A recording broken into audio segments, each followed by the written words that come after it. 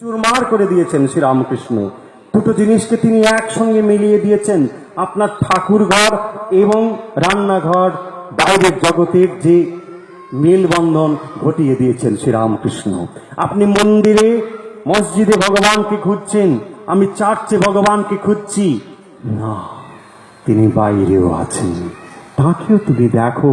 তুমি যে কাজগুলো করছো, মাস্টারমশাই স্কুলে পড়াচ্ছেন, ডাক্তারবাবু রোগীর সেবা করছেন, সমাজ সেবা করছেন, যে যা করছেন সমস্ত কিছুর দ্বারাই ভগবানের পায়ে পুজো নিবেদন করা হচ্ছে।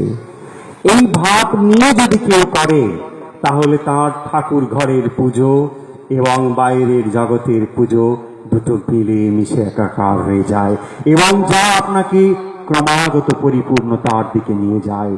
এই ভাবটুকু শিখিয়ে দিয়েছেন শ্রীরামকৃষ্ণ ভাবনাতে, যা সত্যিকারের মানুষ হওয়ার জন্য আমরা প্রেরণা পাই।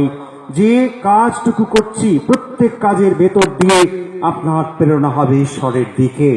প্রত্যেক কাজই পুজো, ওয়ার্ক ইজ ওয়ারশিপ। এই ভাবটিকে স্বামী বিবেকানন্দ বিশ্বের কাছে প্রচার করেছেন। তিনি একটি নতুন নাম দিয়েছেন তার, ফলিত বেদান্ত, প্র্যাকটিক্যাল বেদান্ত। প্র্যাকটিক্যাল বেদান্ত মানে আর অন্য কিছু নয়, এই একটি কথা, একটি ভাবনা যে তোমার ভেতরে অনন্ত শক্তি, অনন্ত সম্ভাবনা রয়েছে, তুমি তাকে বিকশিত করো, তুমি তাকে প্রকাশ করো, ক্রমাগত তুমি তাকে প্রকাশ করে চলো। জীবন হচ্ছে তোমার সেই অনন্ত শক্তি, অনন্ত সম্ভাবনাকে প্রকাশিত করবার নামই হচ্ছে তোমার জীবন। স্বামীজি বলছেন, its soul is potentially divine, we all are divine, but we have to manifest it. এই ম্যানিফেস্টেশনের নামই হচ্ছে জীবন, ম্যানিফেস্টেশনের নামই হচ্ছে ধর্ম, আর অন্য কিছু নয়। প্রত্যেক মানুষের ভেতরে সেই অনন্ত অসীম আত্মা বিকশিত হওয়ার জন্য ছটফট করছেন। আপনি দুঃখ পান, যন্ত্রণা পান কেন? নিজেকে সীমিত ভাবেন বলে।